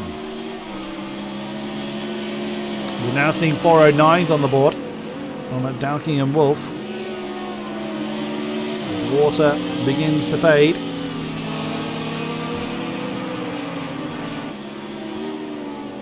Dalking still with a 4.5 second lead over Wolf now. Hasn't anything immediately to worry about, but you've seen how quickly things can change in this race. And Jardier has left Scott behind. Look at the lap time, just 4:08 from Jardier. And that's now 1.5 seconds between the Merc and the second Nissan. As M-Power continues to fight Gibbs. Jardier's less than 2 seconds behind them. So the Merc really coming good. And I would imagine the Mercs probably want the rain to continue, or at least the track to remain wet, as they seem to be very, very strong in this phase of the race. But that water is not going to last forever. But stranger things have happened. Oh, there's M-Power jumping out from the slipstream of the Mercedes. Oh, and a huge lake there just completely killed his momentum. And there's Jardier. Backfired was beautiful. Oh, Scott is trying to close in on Jardier. But that water is going to be very, very tricky when they do switch over to the slicks. You can visibly see there's so much less spray coming off the cars now. Oops, and saw Wolf getting a bit slippery, and wow, M-Power getting exceedingly slippery coming into the Mulsanne turn.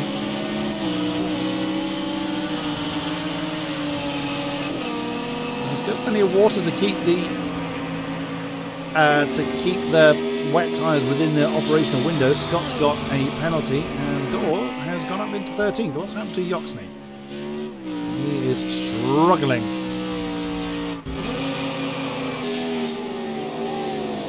Power keeping Gibbs honest. Let's have a quick look at the penalties, how they stand. 1, 4, 1, 2, so still not very much. Pantera is in again. I wonder if he's going to try and go onto the slicks. He's got nothing to lose. The wooden spoon is still very much in his grasp. He did 4:37 last time around. Well, part of that was coming into the pit lane, so it's a little unfair to say. So I reckon the bright green Mercedes is chancing the dries. I think you're mad, but he's got nothing to lose, essentially. And then Power's keeping Gibbs honest. Wow, that is so, so close. Is he going to try and get alongside the Merc? No, doesn't achieve it. There's Jardier. He's getting close as that Hot Wheels Mercedes. He's been the fastest car on... Well, he was the fastest car on track last time around. Oh, Gibbs! Gibbs has spun, exiting the Corvette curves. Oh my goodness, in the blink of an eye, it's all completely changed. The Merc has lost 3 spots. Well, is he going to come in? No. Quite wise, I think. It's going to be too early yet to make that call. And Jardier straight on M-Power's case. 4:07 now on the board. 4:07.5 for Dalking. 4:08.8 for Wolf. 9:0 for M-Power. 4:07.2 for Jardier. There's the Lambo. So Lambo leads Nissan, leads Merc. For our top 4, Panther is still in the pits, so I reckon he's gone for the tyre change. It does take a while to get the tyres done. I think it's about 30 seconds or so of a stationary time to get the tyres changed. And Jardier get the run from Tetra Rouge. All the spray's absolutely gone. You can see the dry line forming now. Most of the spray is gone. I did think it would be lap 17 when people started to think about it. And now we get onto the Mulsanne, the Hanardier, or the Mulsanne Straight, call it as you will. And there's still spray to be found. Here comes Jardier. Of course, he's going to have to jump off the dry line into the water to make the pass. There he goes. And Empower didn't defend that inside line. Oh, into the water for Jardier. Can he hold it? No, he's hit the Nissan. He just hit the lakes and unsettled the car and stalls it on that chicane. Forces Empower to go over the chicane itself. Scott's gone through. Gibbs has gone through. Oh, Jardier. After all that work. What a shame. Has lost him a colossal amount of time. In other news, Van Orman is right with Inky Chris, has just passed him. And on my screen, as you can clearly see, Van Orman is floating about 2 feet off the ground. Well, that's one way to handle the spray, I suppose. And Dora's right with Joxney as well. They're coming in. Yeah, some more people going onto the dry tyres, I would wager.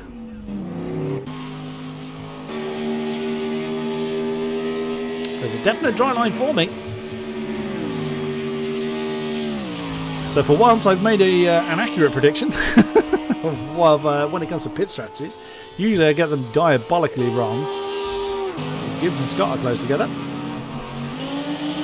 So for the first lap at least, the dry runners are going to have to be real careful. Again, look at this part of the circuit where there's loads of spray coming off the tyres. Those still on the wet will need it to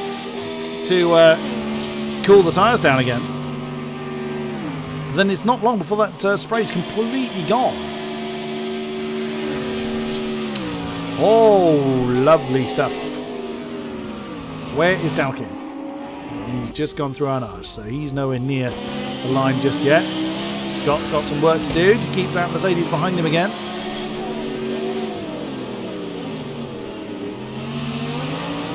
Oh, big tank slapper there from Scott. Look at them Power's lap time. 4:09 on the board. 4:08 for Wolf. 4:07. Oh, that was the previous lap times, apparently. Still, look at this. There's still gathered water, though. Which, of course, the wet tyres won't care about, but the slicks certainly will. Well, I'll say that the wet tyres won't care about it. They will notice that. I mean, we saw Jardier spin. Because he, of course, caught the water and then smacked into the side of the Nissan. We saw that. So the wet tyres will still react to it, but nowhere near as badly as the slicks will. And then you look here, and it's almost dry. Oh, as Gibbs gets very squiggly coming through the Corvette curves. Anyone coming into the picture? Nope. None of the top runners coming in yet. Oh, as soon as I say that, Scott comes in. Oh, and spins very dramatically. Well, the pit lane's still wet. I'll give you 10 points for style on that one, Scott. That was a stunning pirouette, sir. Well, that's giving Jardier another position back. Oh, steady, Jardier. Now 4:06 is coming on the board. 4:06.5 for Dalking, 4:06.9 for Wolf. Dalking's still continuing to extend that lead, even in these changing conditions. 5 laps remain here at Le Mans. Oh, Gibbs is in trouble. Gibbs has dropped it at the exit of the S's. Oh dear, oh dear. I bet you there's not much tyre life left.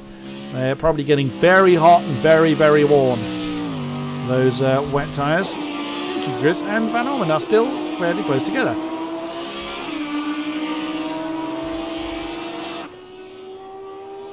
That's the view that Dalking has behind him. Near enough, well, it is now 6 seconds. Wolf's not going to... Oh, well, there you go. That is the visual representation of 6 seconds down the Hanardier. Where is Empower? There he is. 5 seconds. Well, almost equidistant between Wolf and Jardier. Where is Scott, though? Keep an eye on his times. That's going to be the yardstick there. Well, he's not the first to go onto the dries. Well, we're seeing 407s, 409s further down.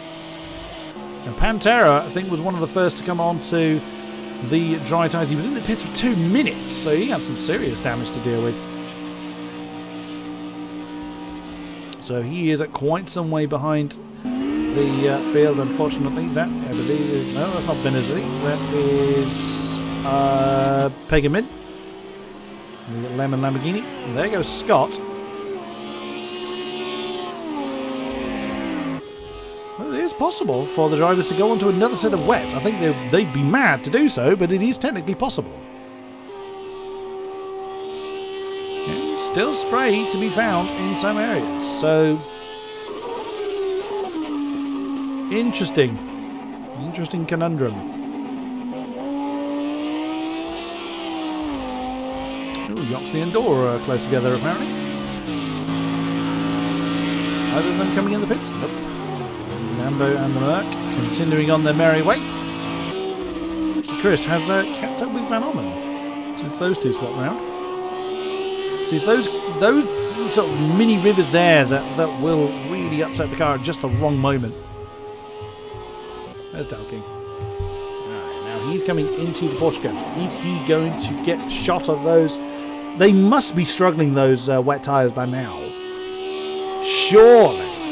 There's enough dry track to make the wets, less and less effective. Well, less and less efficient, I should say.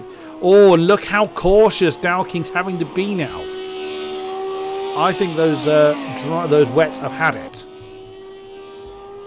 There's so little water left now, and what water is left is on the straight bit. No, he's continuing. Well, is he going to try and limp that car home? See, Wolf's the same. Wolf's not coming in. No, Empower as well. Are they going to try and get to the end on these wets? There is still water out there to try and cool them down again. There's Jardier. It's an interesting gamble. 406, 406, 406 for the top three. Jardier 406 as well. Interesting. What about Gibbs? What's he getting on the board? 418. We saw him spin, so... Come on then, Scott. Now, this is an outlet for Scott, so this isn't entirely representative. It's patches like there where he's got to be careful. If he changed tyres, of course, which he may not have done. He wasn't in the pits for very long, so... And right behind his Pagan Min. Well, 4 seconds down the road. Oh! An unusual line for Scott there. 441. So this lap's going to be the telling one. Inky, Chris and Van Orman starting to spread apart now.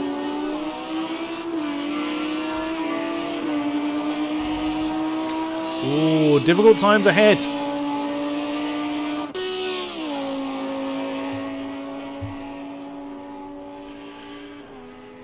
Oh, Van Orman's got himself a track penalty.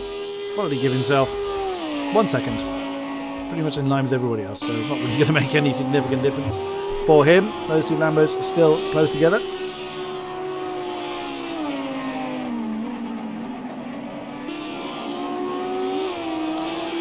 Four to go here at Le Mans. Those that haven't changed yet are not now likely to. You'd have to be 10 seconds a lap faster than those around you. Well, bearing in mind that the dry qualifying times we were seeing were 350s.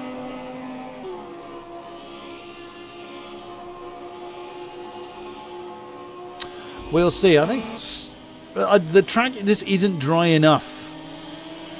If the rain spell was shorter, then I think it would have been valid. And Benezzetti's in again. That's a shame for him. That seemed very much like a drive-through penalty there. Well, as Pantera has been blue flagged by Pigament. Yeah. Lemon Lambo getting a lap on Pantera. Dalking 6 seconds ahead of Wolf. Everybody now fairly spread out. But that can change in the blink of an eye, especially with these wet tyres getting very hot and very knackered. They are much more likely to just not grip and send people off into the dust. So, whilst the lap time, in its raw form may be unrealistic to think, 10 seconds a lap, the risk of flying off the road may well, outweigh it. But if there's enough water on track, and it's very hard for me to judge from the spectator standpoint, if there's enough water to keep the wet tyres in their best operational window, then no, you can understand why no one's going to do it. I mean, if Dalkey came in now, he'd come out 5th. Well, if he changed tyres now, he would come out in 5th. So then have 25 seconds to close down in 3 laps. It's a big old lap here at Le Mans, as we all know, but that's a big, big ask. So unless anyone's got a problem, they're probably not going to be coming in. Top 3? Nope. And still getting 406s on the board. There's Jardier coming into the front. So 406.2. 7 thousandths of a second slower is Wolf. Good grief. 405.4 for M-Power. Jardier again. Good grief. Within the thousands of a second, similar to his last lap time. So 463 on the board for Jardier. There's Gibbs. 406.8. Well, if Scott did change tyres, it's not worked for him, unfortunately.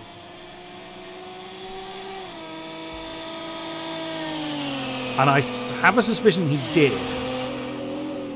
If we get a chance to speak to him post-race, we'll ask, but I have a funny feeling he changed tyres.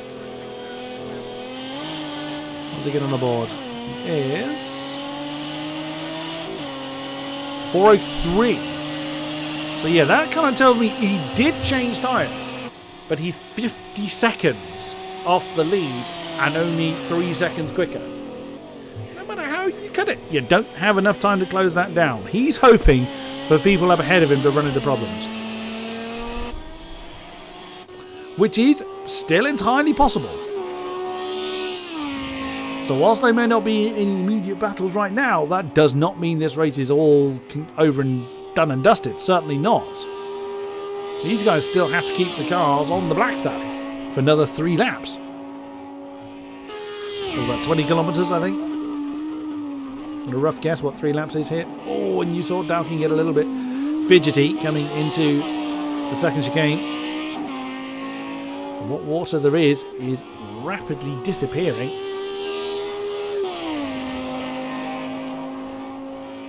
But on goes Dalking, and he will welcome the win, I'm sure, if he's able to maintain that gap to Wolf. And judging by the lap times, there is nothing to say that he can't. Oh, look at the amount of water there. Ooh, steady. It looks worse from up here than it likely is from down here. Oh wow, look how Wolf just threw the nose in. Either by I don't think he intended to throw the nose in. I think he just caught water there. But the more he does that, M-Power is likely to close in on him now. M-Power gained 8 tenths last time around. There's 2.6 seconds between the two. At that pace, not quite. But, if Wolf is going to struggle, if that Nissan set up more for dry conditions, you never know. It was certainly the quickest of the top 5.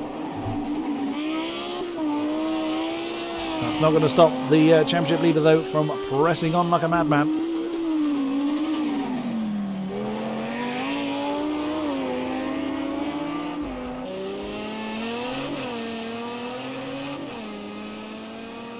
It's interesting that the Nissan pair have tried a split strategy. You know, Scott felt the need to get rid of the wets.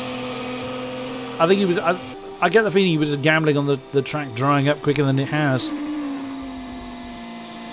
I can but surmise on that one. I thought it was raining again for a second. That would certainly please those that... hold on a minute.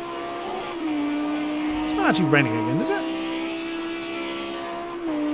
Nope, that is my imagination. I could have sworn I saw rain in a couple of shots. So into the Ford chicanes once again for Dalking to start lap 21. Oh, big old tank slapper on there, but keeps it on the road. A 4:06.4. 2 laps remain. Wolf. A 4:06.5. Empower. 4:05.9 gains another 0.6. But with 3.3 as they cross the line, that says not going to go his way enough. Chardier. A 4:09.6. He made a mistake somewhere. Lost a big old chunk of time. Now finds himself about 10 seconds behind Empower.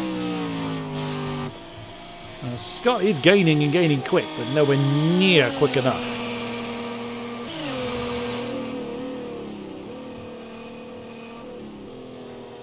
Out of curiosity, let's see what his lap time is.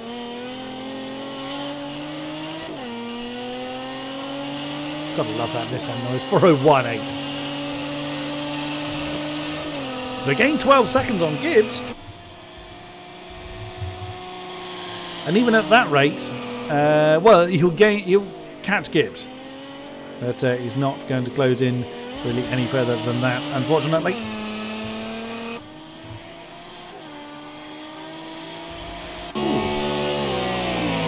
Some random tramp and Inky Chris as well. Oh dear! That's Inky Chris missing quite a significant part of car. Well, something happened to him. Inky Chris finds his car back in the pits once again, and Dorr and Colonel McCoy are close. The Porsche then, or the lone Porsche on circuit, has got some company in the form of the other white and pink Lamborghini of Dorr. What were they? 4:09 last time around. Chloe up into 10th with Inky Chris's... Oh, hello. Suddenly, Empower is within a second of Wolf. Now, Colonel McCoy and Dorr have swapped round. I think that Porsche is struggling again. Oh, the state of that Porsche. He's had a lot of damage on that car all race long. Well. Suddenly, Wolf's second position may not be so assured. Both of them very ginger through that wet part of the circuit coming out of the Mulsanne turn. Empower has been distinctly quicker than Wolf, but not by enough. But suddenly, that's knocking on the door of half a second between the Nissan and the Lamborghini. They're 9 seconds down the road from Dalking. Dalking has been absolutely brilliant since the rain fell. The initial part of the race was very much in the hands of the Nissans, but now Dalking is just gone. And now Empower, now that the conditions have dried up somewhat, suddenly Empower is finding more pace than those around him.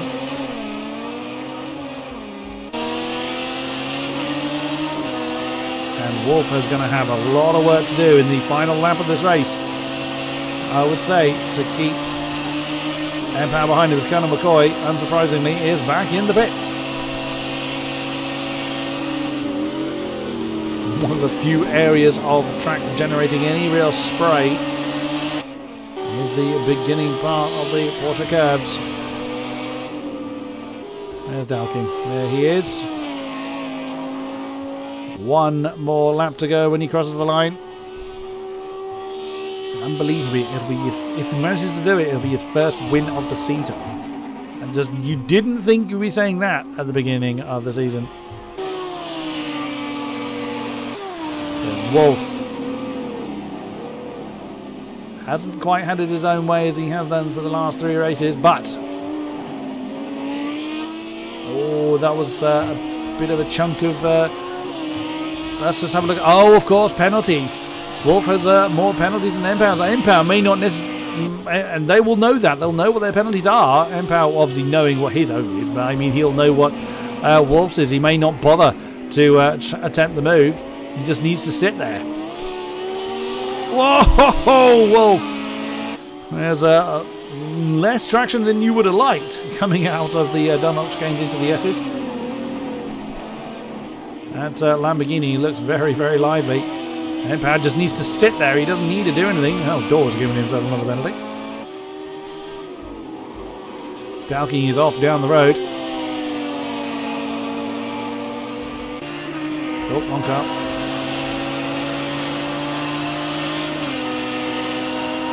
Is Empower going to stay there behind the Lambo?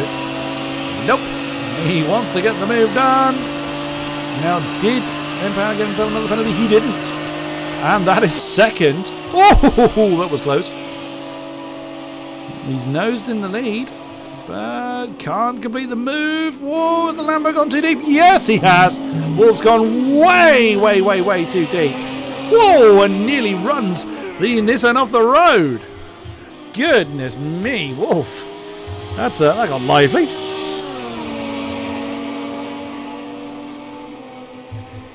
So, final lap. And still fighting between Empower and Wolf. The Lambo now flies back past the Nissan again. Wolf wants to cross the line in second. We will see then what happens.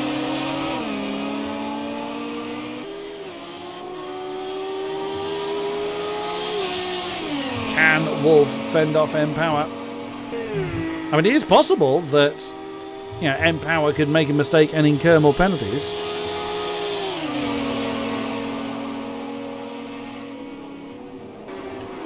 Ooh, as they come into the kind of what looks like a lake down there at the Mulsanne turn again.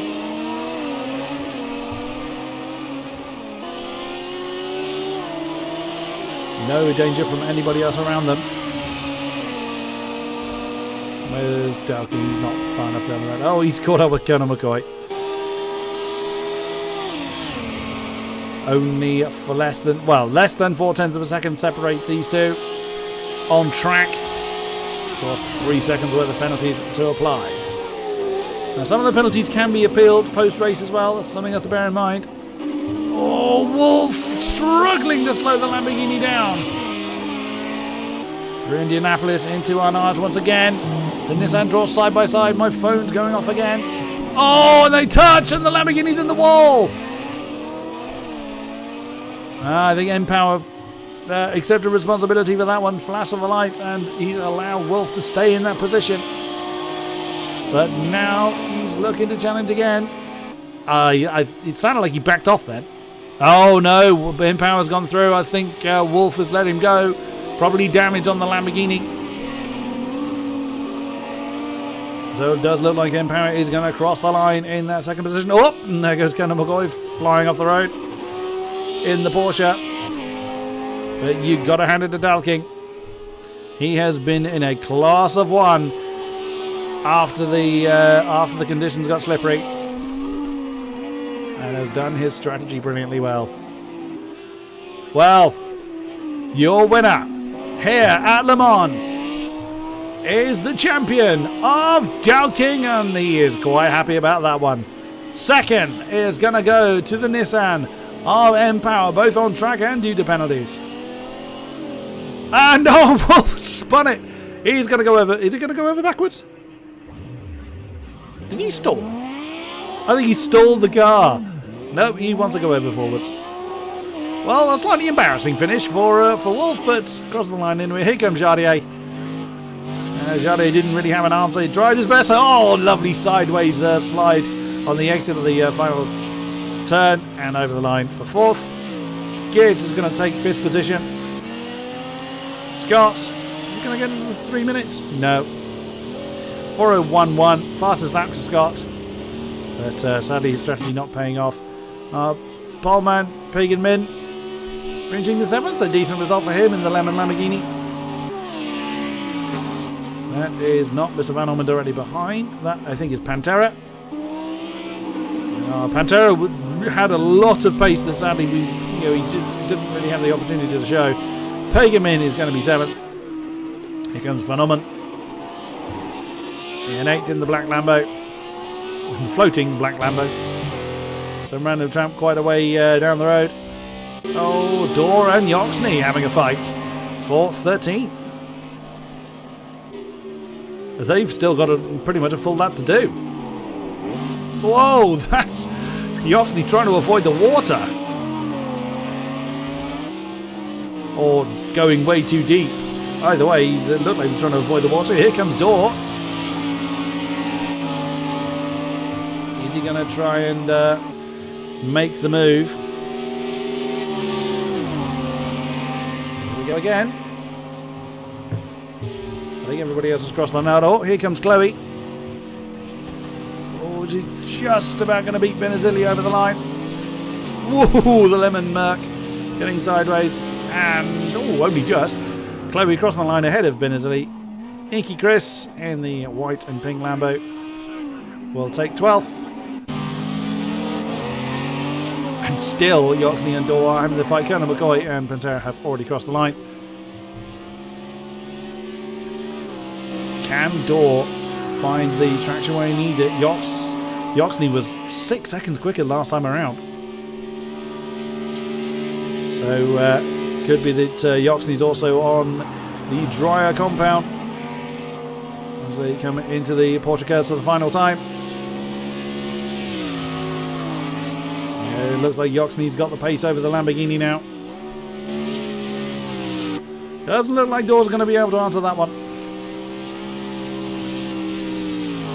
And not a lot of fuel left in these things, but then there never are at the end of the race. Look at the dent in the rear wing of Yoxney. He's had his arguments with solid things as well. So 13th position is going to go to Yoxney, and 14th for Dor. That should signify the end of the race. There it is. So, as they currently stand before any kind of steward intervention, it is Dalking, Empower, Wolf, Jardier, Gibbs, Scott, Pagerman, Van Orman, Random Tramp, Chloe, Benazili, Inky Chris, Dor, Yoxney, Colonel McCoy, and Pantera. The rest did not see the flag. Okay. Who is going to have a chat to me, I wonder? Let us see.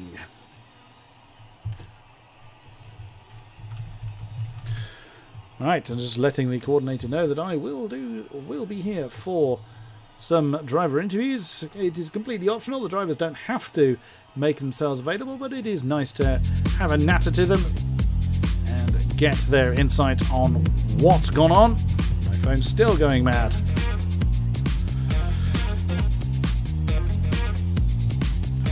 Aha! We have our championship leader. Oh, we have our race winner too. Wonderful. Let's have a chat with Wolf. Hello, Wolf. Hello. Well, looks like you had a bit more work to do today. We're used to seeing you kind of run off into the distance. Not quite so simple for you today. No, I wouldn't say it was. It was okay. Was it the track? Was it the conditions? What made you have to work harder, particularly against the Nissans as well? Well, I mean, Empower and Scott basically chose that car for this track. So yeah, and then the Mercedes as well. I think that might have had a slight pace advantage on the Lambo, but I think it was even between the Lambo and Mercedes. It's just the straight line speed of the Nissan. And I got dry a bit too soon in the end. I'd add that. Yeah, I wondered how many people were looking up and either wanting it to rain or wanting it to stop. So were you confident heading into this race you were going to make it 4 in a row, or were you thinking that it was going to be much more difficult? I knew it wouldn't be as easy because it's not as much of an even playing field. It's a lot more of, if you're in a pack, you'll get more pace just down to slipstream. and well, the Mercedes tops out lower speed compared to the Lambo, but it gets up to it faster, and then Nissan just handled with this faster. So yeah, that's just the pecking order where we were third in that, and then yeah, pretty happy with where we came, me and King. Awesome. All things considered. Awesome stuff. So looking forward to seeing you back on the top step for next week onwards. Yeah. Awesome. Look forward to it. Well done, Wolf, and good luck for the remainder of the season. Yeah. Cheers. Dal King is up next. Hello, champ.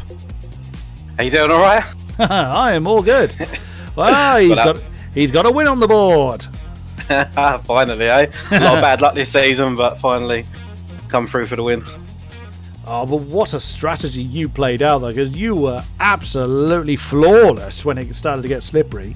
Was that the plan? Was that the plan you always had, or was that just? Or I set the car up for the win. So I knew the Lambo was a bit down on a straight line speed, and I thought if I can pit a bit early like I did, and just get that little bit of a gap and break that toe, I'd hopefully be able to keep the gap, you know, and that's what I did.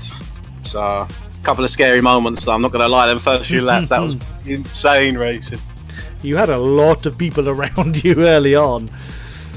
Yeah, they're all top guys though, like Jardier. I think who else was there? M-Power. You know, the racing was clean, but there was a couple of sketchy moments, you know, going through the pack there. Was there any point you thought about coming back onto the slicks, or was it too wet, too late? Yeah, some of the track I was thinking about it, but there was two spots like going down into after the second chicane going into that hairpin. That was still so wet, and obviously you lose a lot of time around it, you know. But I was debating it, but once it got past a certain point, I wasn't going to do it, you know. Yeah, just you'd lose too much time, then you'll ever gain back. Yeah, exactly. So, will we see more W's for you in the season to come? Hopefully, Hopefully, start bringing some points back for the championship. That's it. You got some fans in the chat, my friend. Oh, good. Good luck for the remainder of the season, Dal King, and good luck for you. Yeah, thank you. And no one else has come forward to have a chat with me. Absolutely fine. They are probably all exhausted, and I don't blame them at all. So that is going to bring an end to this evening's race. Thank you very much to those that have been with us throughout the stream.